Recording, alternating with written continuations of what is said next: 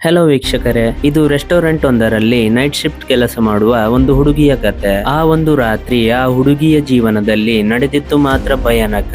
ಹಾಗಾದರೆ ಅಲ್ಲಿ ನಡೆದಿದ್ದಾದರೂ ಏನು? ಅವಳ ಸಾವು ಬದುಕಿನ ಹೋರಾಟದ ನಡುವೆ ನಡೆದ ಆ ಕ್ರೂರತೆ ಪ್ರೇಕ್ಷಕರಿಗೆ ಭಯ ಮತ್ತು ಉತ್ಸುಕತೆಯನ್ನು ಉಂಟು ಮಾಡುವುದಂತೂ ಗ್ಯಾರಂಟಿ. ಅಂದ ಹಾಗೆ ಈ ಮೂವಿಯ ಹೆಸರು ಲಾಸ್ಟ್ ಡ್ರಾಪ್. ಇದು 2023ರಲ್ಲಿ ತೆರೆಕಂಡಂತ ಹಾರರ್ ಥ್ರಿಲ್ಲರ್ ಮತ್ತು ಸಸ್ಪೆನ್ಸ್ ಒಳಗೊಂಡಿರುವ ಮೂವಿ ಆಗಿದೆ. ಕತೆ ತುಂಬಾ ಇಂಟ್ರೆಸ್ಟ್ ಆಗಿರುವುದರಿಂದ ಹೆಚ್ಚು ಟೈಮ್ ವೇಸ್ಟ್ ಮಾಡದೆ ಸ್ಟೋರಿ ಕಡೆಗೆ ಹೋಗೋಣ.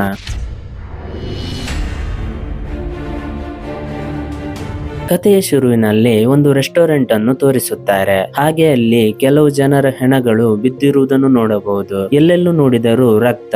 ಅಲ್ಲಿಯೇ ನ್ಯಾನ್ಸಿ ಎಂಬ ಹುಡುಗಿಯನ್ನು ಕಾಣಬಹುದು. ಅವಳು ಹೊಟ್ಟೆಗೆ ಚಾಕು ತಗುಲಿಕೊಂಡು ಬಿದ್ದಿರುತ್ತಾಳೆ. ಹಾಗಾದರೆ ಅಲ್ಲಿ ಏನು ನಡೆದಿರಬಹುದು ಎಂಬುದು ಒಂದು ಕುತೂಹಲ. ಇದಾದ ನಂತರ ಕಥೆಯು 24 ಗಂಟೆ ಹಿಂದೆ ಹೊರಟು ಬಿಡುತ್ತದೆ. ನ್ಯಾನ್ಸಿ ತನ್ನ ಪ್ರೆಗ್ನೆನ್ಸಿ ಟೆಸ್ಟ್ ಮಾಡುವುದರಿಂದ ಅವಳಿಗೆ ತಾನು ಪ್ರೆಗ್ನೆಂಟ್ ಆಗಿರುವುದು ತಿಳಿಯುತ್ತದೆ. ಇದರಿಂದ ನ್ಯಾನ್ಸಿ ತುಂಬಾ ಆತಂಕಗೊಳ್ಳುತ್ತಾಳೆ. ಏಕೆಂದರೆ ಅವಳು ಯಾರನ್ನು ಇಷ್ಟರವರೆಗೆ ಮದುವೆಯಾಗಿರಲಿಲ್ಲ. ಅವಳ ಮೋಜು ಮಸ್ತಿಯಿಂದ ಹೀಗೆಲ್ಲ ನಡೆದಿರುತ್ತದೆ. ಇದಾದ ನಂತರ ನ್ಯಾನ್ಸಿ ತನ್ನ ಗೆಳತಿಯನ್ನು ಮೀಟ್ ಮಾಡಲು ತೆರಳುತ್ತಾಳೆ. ಅಲ್ಲಿ ಅವಳ ಗೆಳತಿಯ ಹತ್ತಿರ ನಾನು ಪ್ರೆಗ್ನೆಂಟ್ ಆಗಿದ್ದೇನೆ ಎಂದು ಹೇಳುತ್ತಾಳೆ. ಇದನ್ನು ತಿಳಿದ ಅವಳ ಗೆಳತಿ ಆ ಮಗುವನ್ನು ಏನು ಮಾಡುತ್ತೀಯಾ ಎಂದು ಕೇಳುತ್ತಾಳೆ. ಅದಕ್ಕೆ ಅವಳು ಆ ಮಗುವನ್ನು ತೆಗೆಸುತ್ತೇನೆ ಎಂದು ಹೇಳುತ್ತಾಳೆ. ಏಕೆಂದರೆ ಅವಳು ಇನ್ನು 20 ವರ್ಷದ ಹುಡುಗಿ. ಹಾಗಾಗಿ ಮಗುವನ್ನು ಸಾಕುವಷ್ಟು ಯೋಚನೆ ಅವಳಿಗೆ ಬಂದಿರುವುದಿಲ್ಲ. ಇದಾದ ನಂತರ ನ್ಯಾನ್ಸಿ ಒಂದು ರೆಸ್ಟೋರೆಂಟ್ ನಲ್ಲಿ ಕೆಲಸಕ್ಕೆಂದು ಕಾರಿನಲ್ಲಿ ತೆರಳುತ್ತಾಳೆ. ವಿಷಯವೇನೆಂದರೆ ಆ ರೆಸ್ಟೋರೆಂಟ್ ಅವಳ ತಂದೆಯದೇ ಆಗಿರುತ್ತದೆ. ಹಾಗೆ ನ್ಯಾನ್ಸಿ ಅವರ ಒಬ್ಬಳೆ ಮಗಳಾಗಿರುತ್ತಾಳೆ. ಅದಕ್ಕಾಗಿ ಅವಳ ತಂದೆ ಅವರ ಸಾವಿನ ನಂತರ ನ್ಯಾನ್ಸಿಗೆ ಆ ರೆಸ್ಟೋರೆಂಟ್ ಅನ್ನು ಮುನ್ನಡೆಸಬೇಕು ಎಂದು ಇಚ್ಛಿಸಿರುತ್ತಾರೆ. ನ್ಯಾನ್ಸಿ ಹೀಗೆ ತೆರಳುತ್ತಿರುವಾಗ ಅವಳ ಕಾರು ಕೆಟ್ಟು ಹೋಗುತ್ತದೆ. ಅದಕ್ಕಾಗಿ ಕಾಲಿನ ಮುಖಾಂತರ ರಸ್ತೆಯಲ್ಲಿ ನಡೆದುಕೊಂಡು ಮುಂದೆ ಚಲಿಸುತ್ತಾಳೆ. ಹೀಗೆ ಮುಂದೆ ಚಲಿಸುತ್ತಿರುವಾಗ ಮಾರ್ಗದ ಮಧ್ಯೆ ಬಾಬಿ ಸಿಗುತ್ತಾನೆ. ಅವನು ಕೂಡ ಅವರ ರೆಸ್ಟೋರೆಂಟ್ ನಲ್ಲಿ ಕೆಲಸ ಮಾಡುತ್ತಿರುತ್ತಾನೆ. ಹಾಗಾಗಿ ಬಾಬಿ ಬಂದಿದ್ದ ಸೈಕಲ್ ಮುಖಾಂತರ ನ್ಯಾನ್ಸಿಗೆ ಲಿಫ್ಟ್ ನೀಡುತ್ತಾನೆ. ಹೀಗೆ ಇಬ್ಬರು ರೆಸ್ಟೋರೆಂಟ್ ನ ಕಡೆಗೆ ತೆರಳುತ್ತಾರೆ. ಅಲ್ಲಿ ಅವಳ ತಂದೆ ನನಗೆ ಇವತ್ತು ರಾತ್ರಿ ಮೀಟಿಂಗ್ ಇರುವುದರಿಂದ ನಾನು ರೆಸ್ಟೋರೆಂಟ್ ನಲ್ಲಿ ಇರುವುದಿಲ್ಲ. ಹಾಗಾಗಿ ನೀನು ಈ ರಾತ್ರಿ ರೆಸ್ಟೋರೆಂಟ್ ಅನ್ನು ನೋಡಿಕೊಳ್ಳಬೇಕು ಎಂದು ಹೇಳುತ್ತಾನೆ. ಹಾಗೆ ನಿನ್ನ ಒಟ್ಟಿಗೆ ಇರಲು ಜಾಕ್ಗೆ ತಿಳಿಸಿದ್ದೇನೆ ಎಂದು ಹೇಳುತ್ತಾರೆ. ಅದಕ್ಕೆ ನ್ಯಾನ್ಸಿ ಜಾಕ್ ಬದಲು ಬಾಬಿಗೆ ನಿಲ್ಲಲು ಹೇಳಿ ಎನ್ನುತ್ತಾಳೆ. ಏಕೆಂದರೆ ನ್ಯಾನ್ಸಿಗೆ ಜಾಕ್ ನೊಟ್ಟಿಗೆ ಇರಲು ಅಷ್ಟೇನು ಕಂಫರ್ಟಬಲ್ ಆಗಿರುವುದಿಲ್ಲ. ಹಾಗಾಗಿ ಬಾಬಿಗೆ ಇರಲು ತಿಳಿಸುತ್ತಾಳೆ.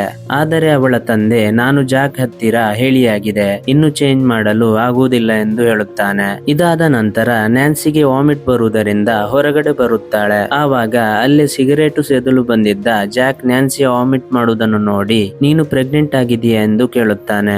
ಆ ಹೊತ್ತಿಗೆ ಬರುವ ನ್ಯಾನ್ಸಿಯ ತಂದೆಯನ್ನು ನೋಡಿ ನ್ಯಾನ್ಸಿ ಅಲ್ಲಿಂದ ಹೊರಟು ಬಿಡುತ್ತಾಳೆ.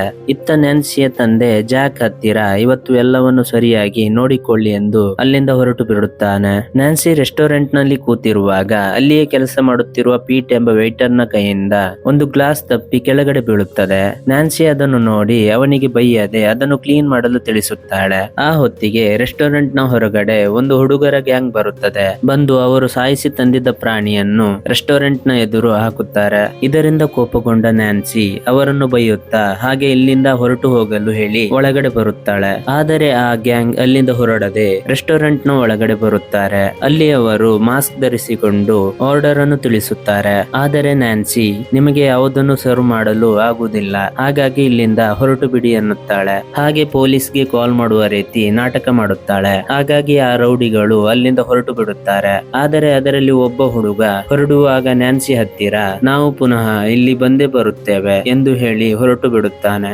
ಇದರಿಂದ ನ್ಯಾನ್ಸಿ ತುಂಬಾ ಕೋಪಗೊಂಡಿರುತ್ತಾಳೆ. ಇತ್ತ ಜಾಕ್ ಮತ್ತು ಉಳಿದ ಕೆಲಸಗಾರರು ನ್ಯಾನ್ಸಿಯನ್ನು ನೋಡಿ ನಗಲು ಪ್ರಾರಂಭಿಸುತ್ತಾರೆ. ಅದಕ್ಕೆ ನ್ಯಾನ್ಸಿ ಇಲ್ಲಿ ನಾನು ಮ್ಯಾನೇಜರ್, ಹಾಗಾಗಿ ನನ್ನ ಮಾತನ್ನು ನೀವು ಕೇಳಬೇಕು ಎನ್ನುತ್ತಾಳೆ. ಏಕೆಂದರೆ ಯಾರು ನ್ಯಾನ್ಸಿಯ ಮಾತಿಗೆ ಬೆಲೆ ನೀಡುತ್ತಿರುವುದಿಲ್ಲ. ಇತ್ತ ಜಾಕ್ ಅವಳಿಗೆ ಇದು ನಿಮ್ಮ ಅಪ್ಪನ ರೆಸ್ಟೋರೆಂಟ್, ನಿನ್ನದಲ್ಲ ಎಂದು ಹೇಳುತ್ತಾನೆ. ಇದರಿಂದ ಕೋಪಗೊಂಡ ನ್ಯಾನ್ಸಿ ಜಾಕ್ ನನ್ನು ಕೆಲಸದಿಂದ ತೆಗೆದು ಹಾಕುತ್ತಾಳೆ. ಹಾಗಾಗಿ ಜಾಕ್ ತುಂಬಾ ಡಿಸ್ಟರ್ಬ್ ಗೊಳ್ಳುತ್ತಾನೆ. ನನ್ನನ್ನು ಕೆಲಸದಿಂದ ತೆಗೆದು ಹಾಕಲು ಆಗುವುದಿಲ್ಲ ಎನ್ನುತ್ತಾನೆ.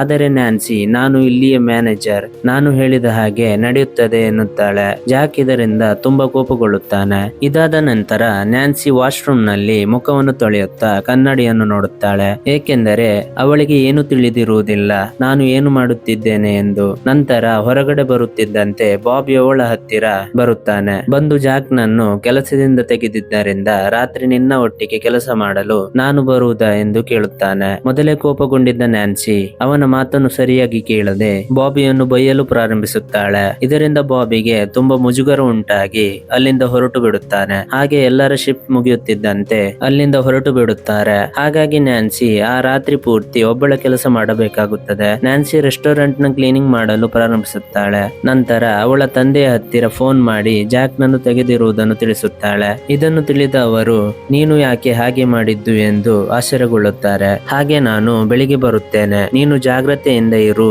ಎಂದು ಹೇಳುತ್ತಾರೆ. ನಂತರ ನ್ಯಾನ್ಸಿ ರೆಸ್ಟೋರೆಂಟ್ ನಲ್ಲಿ ಸಾಂಗ್ ಪ್ಲೇ ಮಾಡುತ್ತಾಳೆ. ಹಾಗೆ ಕುಣಿಯುತ್ತಾ ರೆಸ್ಟೋರೆಂಟ್ ಅನ್ನು ಕ್ಲೀನಿಂಗ್ ಮಾಡುತ್ತಿರುತ್ತಾಳೆ. ಆವಾಗ ಅಚಾನಕ್ ಗ್ಲಾಸ್ ನ ಹೊರಗಡೆ ನೋಡುವಾಗ ಅಲ್ಲಿ ಅದೇ ಗ್ಯಾಂಗ್ ನಿಂತಿರುವುದು ಗಮನಿಸುತ್ತಾಳೆ. ಹಾಗಾಗಿ ರೆಸ್ಟೋರೆಂಟ್ ನಲ್ಲಿದ್ದ ಮೈಕ್ ನ ಮುಖಾಂತರ ಅವರಿಗೆ ಎಲ್ಲರೂ ಇಲ್ಲಿಂದ ಹೊರಟು ಬಿಡಿ, ಇಲ್ಲದಿದ್ದರೆ ಪೊಲೀಸ್ಗೆ ಕಾಲ್ ಮಾಡುತ್ತೇನೆ ಎಂದು ಹೇಳುತ್ತಾಳೆ. ಹಾಗೆ ರೆಸ್ಟೋರೆಂಟ್ ನ ಬಾಗಿಲು ಓಪನ್ ಆಗಿರುವುದನ್ನು ನೋಡಿ ಅದನ್ನು ಮೊದಲು ಕ್ಲೋಸ್ ಮಾಡುತ್ತಾಳೆ. ನಂತರ ಪೊಲೀಸ್ಗೆ ಕಾಲ್ ಮಾಡಿ ಇಲ್ಲಿ ಕೆಲವು ಹುಡುಗರು ನನಗೆ ತೊಂದರೆ ನೀಡುತ್ತಿದ್ದಾರೆ ಎನ್ನುತ್ತಾಳೆ. ಅದಕ್ಕೆ ಅವರು ನಮ್ಮ ಕಡೆಯಿಂದ ಒಬ್ಬ ಪೊಲೀಸ್ ಆಫೀಸರ್ ಅನ್ನು ಕಳಿಸಿಕೊಡುತ್ತೇವೆ ಎಂದು ಹೇಳುತ್ತಾರೆ. ಆ ಹೊತ್ತಿಗೆ ಎಲ್ಲ ಕಡೆಯಿಂದ ಹೊರಗಿನಿಂದ ಬಾಗಿಲನ್ನು ಗುದ್ದಲು ಪ್ರಾರಂಭಿಸುತ್ತಾರೆ. ಅದಕ್ಕೆ ನ್ಯಾನ್ಸಿ ಟೇಬಲ್ ಮೇಲೆ ಇದ್ದ ಒಂದು ಚಾಕುವನ್ನು ತೆಗೆದುಕೊಂಡು ಅಲ್ಲಿ ಅಡಗಿ ಕುಳಿತುಕೊಳ್ಳುತ್ತಾಳೆ. ಆ ಹೊತ್ತಿಗೆ ಪೊಲೀಸ್ ಕಾರ್ ನ ಸೈರನ್ ಕೇಳಿ ನ್ಯಾನ್ಸಿ ಡೋರ್ ನ ಹತ್ತಿರ ಬರುತ್ತಾಳೆ. ಅಲ್ಲಿ ಒಬ್ಬ ಪೊಲೀಸ್ ಆಫೀಸರ್ ಅನ್ನು ನೋಡುತ್ತಾಳೆ. ನ್ಯಾನ್ಸಿ ಅವರ ಹತ್ತಿರ ಎಷ್ಟರವರೆಗೆ ನಡೆದ ಎಲ್ಲ ವಿಷಯವನ್ನು ತಿಳಿಸುತ್ತಾಳೆ. ಹಾಗಾಗಿ ಆಫೀಸರ್ ಎಲ್ಲ ಕಡೆ ಚೆಕ್ ಮಾಡುತ್ತಾನೆ. ಆದರೆ ಅವನಿಗೆ ಅಲ್ಲಿ ಯಾರು ಕಾಣಲು ಸಿಗುವುದಿಲ್ಲ. ಹಾಗೆ ಅವರು ಬಂದಿದ್ದ ಗಾಡಿಗಳು ಕೂಡ ಅಲ್ಲಿ ಇರುವುದಿಲ್ಲ. ಹಾಗಾಗಿ ಸ್ಟೇಷನ್ಗೆ ಕಾಲ್ ಮಾಡಿ ಇಲ್ಲಿ ಯಾರೂ ಇಲ್ಲ, ಯಾವ ಗಾಡಿಯೂ ಇಲ್ಲಿ ನಿಂತಿಲ್ಲ.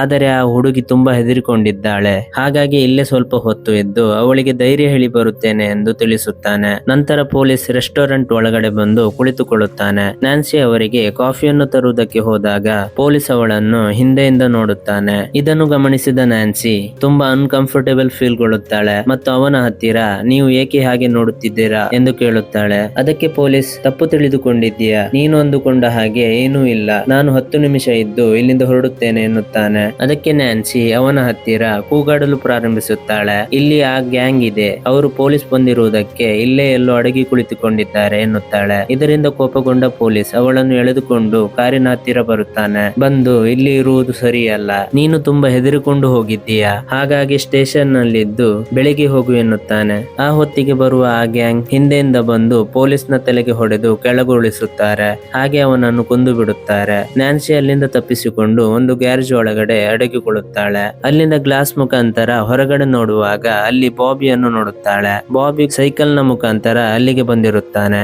ಇದನ್ನು ನೋಡಿದ ನ್ಯಾನ್ಸಿ ಅವನ ಹತ್ತಿರ ಓಡಿ ಅವನನ್ನು ಎಳೆದುಕೊಂಡು ರೆಸ್ಟೋರೆಂಟ್ ನ ಒಳಗಡೆ ಬರುತ್ತಾಳೆ. ಹಾಗೆ ಬಾಬಿ ಹತ್ತಿರವಿದ್ದ ಮೊಬೈಲ್ ನಿಂದ ಅವಳ ಫ್ರೆಂಡ್ ಗೆ ಮೆಸೇಜ್ ಮಾಡಿ ಇಲ್ಲಿಗೆ ಬರುವುದಕ್ಕೆ ಹೇಳುತ್ತಾಳೆ. ಆ ಹೊತ್ತಿಗೆ ಬರುವ ಮುಖವಾಡ ಧರಿಸಿದ ಹುಡುಗರು ಬಾಬಿ ಮತ್ತು ನ್ಯಾನ್ಸಿಯನ್ನು ಹಿಡಿದುಕೊಳ್ಳುತ್ತಾರೆ ಮತ್ತು ನ್ಯಾನ್ಸಿಯ ಕೈಯನ್ನು ಕಟ್ಟಿ ಒಂದು ರೂಮಿನಲ್ಲಿ ಕೂಡಿ ಹಾಕಲು ತೆರಳುತ್ತಾರೆ. ನ್ಯಾನ್ಸಿ ಅವಳ ಹತ್ತಿರವಿದ್ದ ಚಾಕುವಿನಿಂದ ಅವನ ಕಾಲಿಗೆ ಚುಚ್ಚಿ ಹೊರಗಡೆ ಓಡಿ ಬರುತ್ತಾಳೆ. ಹೀಗೆ ಓಡಿ ಬರುವಾಗ ಎದುರಿಗೆ ಬಂದ ಇನ್ನೊಬ್ಬ ಮುಖವಾಡದಾರಿಗೆ ನ್ಯಾನ್ಸಿ ಕೈಯಲ್ಲಿ ಇದ್ದ ಚಾಕುವಿನಿಂದ ಚುಚ್ಚುತ್ತಾಳೆ.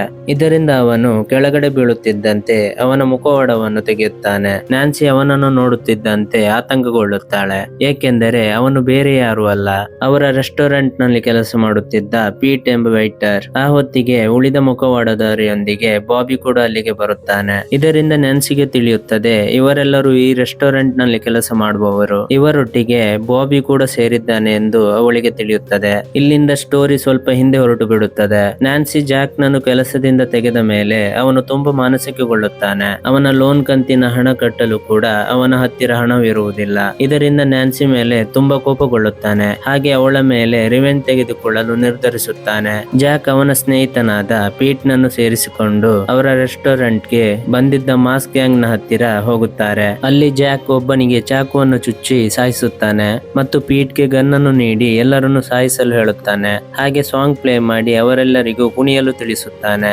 ಇತ್ತ ಪೀಟ್ ಗನ್ ಅನ್ನು ಹಿಡಿದುಕೊಂಡು ಸಾಯಿಸಲು ಹೆದರಿಕೊಳ್ಳುವುದರಿಂದ ಎಲ್ಲರೂ ತಪ್ಪಿಸಿಕೊಂಡು ಅಲ್ಲಿಂದ ಓಡಿ ಹೋಗುತ್ತಾರೆ. ಜಾಕ್ ಅಲ್ಲೇ ಇದ್ದ ಗಾಡಿ ಮತ್ತು ಅವರು ತೊಟ್ಟಿದ್ದ ಮುಖವಾಡವನ್ನು ತೆಗೆದುಕೊಂಡು ಕಾರಿನಲ್ಲಿ ತುಂಬಿಕೊಳ್ಳುತ್ತಾನೆ ಮತ್ತು ಜಾಕ್ ಬಾಬಿ ಹತ್ತಿರ ತೆರಳಿ ನ್ಯಾನ್ಸಿಗೆ ಬುದ್ಧಿ ಕಲಿಸಲು ಒಳ್ಳೆ ಐಡಿಯಾ ಇದೆ ಎಂದು ಹೇಳುತ್ತಾನೆ. ಅದಕ್ಕೆ ಬಾಬಿ ಒಪ್ಪಿಕೊಳ್ಳುತ್ತಾನೆ, ಏಕೆಂದರೆ ಜಾಕ್ ನ್ಯಾನ್ಸಿಯನ್ನು ಬರೀ ಹೆದರಿಸಲು ಮಾತ್ರ ಹೇಗೆ ಮಾಡುತ್ತಿದ್ದಾನೆ ಎಂದು ಬಾಬಿ ಇದಕ್ಕೆ ಒಪ್ಪಿಕೊಳ್ಳುತ್ತಾನೆ. ನಂತರ ಎಲ್ಲರೂ ಆ ರೆಸ್ಟೋರೆಂಟ್ ಗೆ ತೆರಳುತ್ತಾರೆ ಮತ್ತು ಗಾಡಿಯನ್ನು ರೆಸ್ಟೋರೆಂಟ್ ನ ಎದುರು ಇಡುತ್ತಾರೆ. ಹಾಗಾಗಿ ಇದನ್ನು ನ್ಯಾನ್ಸಿ ನೋಡಿ ಪೊಲೀಸ್ಗೆ ಕಾಲ್ ಮಾಡಿ ಪೊಲೀಸನ್ನು ಅಲ್ಲಿಗೆ ಬರುವಂತೆ ಮಾಡುತ್ತಾಳೆ. ಆದರೆ ಜಾಕ್ ಪೊಲೀಸ್ ಅನ್ನು ಹೊಡೆದು ಸಾಯಿಸುತ್ತಾನೆ. ಇದನ್ನೆಲ್ಲ ನೋಡಿದ ಬಾಬಿ ಮಾಸ್ಕ್ ಅನ್ನು ತೆಗೆದು ನ್ಯಾನ್ಸಿಯನ್ನು ಕಾಪಾಡಲು ಇಳಿಯುತ್ತಾನೆ. ನಂತರ ಸ್ಟೋರಿ ಪ್ರೆಸೆಂಟ್ ಗೆ ಬರುತ್ತದೆ. ನ್ಯಾನ್ಸಿ ಈ ಎಲ್ಲ ವಿಷಯವೆಲ್ಲ ತಿಳಿದುಕೊಂಡು ತುಂಬಾ ಕೋಪದಲ್ಲಿ ಇರುತ್ತಾಳೆ. ಇತ್ತ ಚಾಕು ತಗುಲಿಕೊಂಡಿದ್ದ ಪೀಟ್ ನನ್ನು ಜಾಕ್ ಮತ್ತು ಬಾಬಿ ಒಳಗಡೆ ಎತ್ತಿಕೊಂಡು ಟೇಬಲ್ ಮೇಲೆ ಮಲಗಿಸುತ್ತಾರೆ. ಆ ಹೊತ್ತಿಗೆ ನ್ಯಾನ್ಸಿ ಅಲ್ಲಿಂದ ತಪ್ಪಿಸಿಕೊಂಡು ಓಡಿ ಹೋಗುತ್ತಾಳೆ. ಬಾಬಿಗೆ ಅಲ್ಲೇ ಇದ್ದ ಟೇಬಲ್ ಮೇಲೆ ಕಾರಿನ ಕೀ ಸಿಗುತ್ತದೆ. ಅದನ್ನು ಮೆಲ್ಲನೆ ತೆಗೆದುಕೊಳ್ಳುತ್ತಾನೆ. ಹಾಗೆ ಅವನ ಹತ್ತಿರ ಬಂದ ಜಾಕ್ ನನ್ನು ಹೊಡೆಯುತ್ತಾನೆ. ಆದರೆ ಜಾಕ್ ಅವನ ಹತ್ತಿರವಿದ್ದ ಚಾಕುವಿನಿಂದ ಬಾಬಿಗೆ ಚುಚ್ಚಿ ಕೆಳಗುರುಳಿಸುತ್ತಾನೆ. ಇತ್ತ ನ್ಯಾನ್ಸಿ ಅಪ್ಪನಿಗೆ ನ್ಯಾನ್ಸಿಯ ನೆನಪು ಕಾಡುತ್ತಿರುತ್ತದೆ. ಆದರೆ ಅವರಿಗೆ ಕಾಲ್ ಮಾಡಲು ಕಾಲ್ ತಗುಲುತ್ತಿರುವುದಿಲ್ಲ. ಇದರಿಂದ ತುಂಬಾ ಆತಂಕಗೊಳಗಾಗುತ್ತಾರೆ. ಜಾಕ್ ನ ಇನ್ನೊಬ್ಬ ಫ್ರೆಂಡ್ ನ್ಯಾನ್ಸಿಯನ್ನು ಬೆನ್ನಟ್ಟಿಸಿಕೊಂಡು ಬರುತ್ತಾನೆ. ಆದರೆ ನ್ಯಾನ್ಸಿ ಅವನನ್ನು ಬಿಸಿ ನೀರಿಗೆ ತಳ್ಳಿ ಅವನ ತಲೆಗೆ ಹೊಡೆದು ಬೀಳಿಸುತ್ತಾಳೆ ಮತ್ತು ರೆಸ್ಟೋರೆಂಟ್ ನ ಒಳಗಡೆ ಬರುತ್ತಾಳೆ. ಅಲ್ಲಿ ಬಾಬಿ ಕೆಳಗಡೆ ಬಿದ್ದಿರುವುದನ್ನು ನೋಡುತ್ತಾಳೆ. ಹಾಗೆ ಮೆಲ್ಲಗೆ ಬಾಬಿ ಹತ್ತಿರ ಬರಲು ಪ್ರಯತ್ನಿಸಿದಾಗ ಬಾಬಿ ಕೂಡ ಅವನ ಹತ್ತಿರವಿದ್ದ ಕೀಯನ್ನು ಮೆಲ್ಲಗೆ ಎದುರು ದೂಡಿಡುತ್ತಾ ಅಲ್ಲಿಯೇ ಸಾವನ್ನಪ್ಪುತ್ತಾನೆ. ಇತ್ತ ನ್ಯಾನ್ಸಿಯ ಮೆಸೇಜ್ಗೆ ಬರುವ ಅವಳ ಸ್ನೇಹಿತೆ ಅಲ್ಲಿ ನಡೆದಿರುವುದನ್ನು ನೋಡಿ ಹೆದರಿಕೊಂಡು ಹೊರಗಡೆ ಓಡಿ ಹೋಗುತ್ತಾಳೆ. ಆವಾಗ ಜಾಕ್ ನ್ಯಾನ್ಸಿಯನ್ನು ನೋಡಿ ಅವಳನ್ನು ಬೆನ್ನಟ್ಟಿಸಿಕೊಂಡು ಹೋಗುತ್ತಾನೆ. ನ್ಯಾನ್ಸಿ ಅಲ್ಲಿಯೇ ಅಡಗಿಕೊಂಡು ಮೆಲ್ಲಗೆ ಹಿಂದೆಯಿಂದ ಬಂದು ಜಾಕ್ ನ ಬೆನ್ನಿಗೆ ಚಾಕುವಿನಿಂದ ಚುಚ್ಚಿ ಹೊರಗಡೆ ಓಡಿ ಹೋಗುತ್ತಾಳೆ. ಆದರೆ ಆ ನೋವಿನಲ್ಲೂ ಕೂಡ ಜಾಕ್ ನ್ಯಾನ್ಸಿಯನ್ನು ಹಿಂಬಲಿಸಿಕೊಂಡು ಬಂದು ಚಾಕುವಿನಿಂದ ಗಟ್ಟಿಯಾಗಿ ಚುಚ್ಚಿ ಕೆಳಗುರುಳಿಸುತ್ತಾನೆ.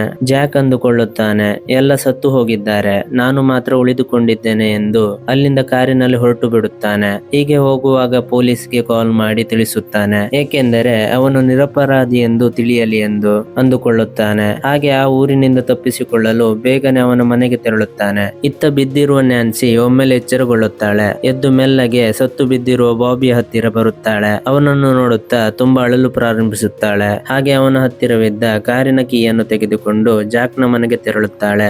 ಮನೆಯ ಬಾಗಿಲ ಸದ್ದನ್ನು ಆಲಿಸಿ ಜಾಕ್ ಚಾಕುವನ್ನು ತೆಗೆದುಕೊಂಡು ಮೆಲ್ಲನೆ ಬಾಗಿಲನ್ನು ತೆಗೆಯಲು ತೆರಳುತ್ತಾನೆ. ಆವಾಗ ಹಿಂದೆಯಿಂದ ಬಂದು ನ್ಯಾನ್ಸಿ ಚಾಕುವಿನಿಂದ ಜಾಕ್ ನ ಕುತ್ತಿಗೆಗೆ ಗಟ್ಟಿಯಾಗಿ ಚುಚ್ಚಿ ಬಿಡುತ್ತಾಳೆ. ಇದರಿಂದ ಅವನು ಅಲ್ಲಿಯೇ ಸಾವನ್ನಪ್ಪುತ್ತಾನೆ. ನಂತರ ನ್ಯಾನ್ಸಿ ಅಲ್ಲಿಂದ ನಡೆದುಕೊಂಡು ಒಂದು ರಸ್ತೆಯ ಬದಿಯಲ್ಲಿ ಮಲಗಿ ಬಿಡುತ್ತಾಳೆ, ಏಕೆಂದರೆ ಅವಳಿಗೆ ಚಾಕು ತಗುಲಿ ಅವಳ ಸ್ಥಿತಿ ಗಂಭೀರವಾಗಿರುತ್ತದೆ. ಹಾಗೆ ಅವಳು ತನ್ನ ಅಮ್ಮನನ್ನು ನೆನಪಿಸಿಕೊಳ್ಳುತ್ತಾಳೆ. ಆ ಹೊತ್ತಿಗೆ ಅಲ್ಲಿಗೆ ಒಂದು ಗಾಡಿ ಬಂದು ನಿಲ್ಲುತ್ತದೆ. ನೋಡುವಾಗ ಅವರ ಅಪ್ಪ ಬಂದಿರುತ್ತಾರೆ. ಮಗಳ ಸ್ಥಿತಿಯನ್ನು ನೋಡಿ ಅವಳನ್ನು ಹಾಸ್ಪಿಟಲ್ಗೆ ಸೇರಿಸಲು ಮುಂದಾಗುತ್ತಾನೆ. ಆದರೆ ನ್ಯಾನ್ಸಿ ಅವರ ಹತ್ತಿರ ಏನು ಹೇಳಬೇಕು ಎಂದು ಅನ್ನುತ್ತಾಳೆ. ಅದಕ್ಕೆ ಏನು ಎಂದು ಕೇಳಿದಾಗ ನ್ಯಾನ್ಸಿ ನಾನು ಪ್ರೆಗ್ನೆಂಟ್ ಎಂದು ತಿಳಿಸುತ್ತಾಳೆ.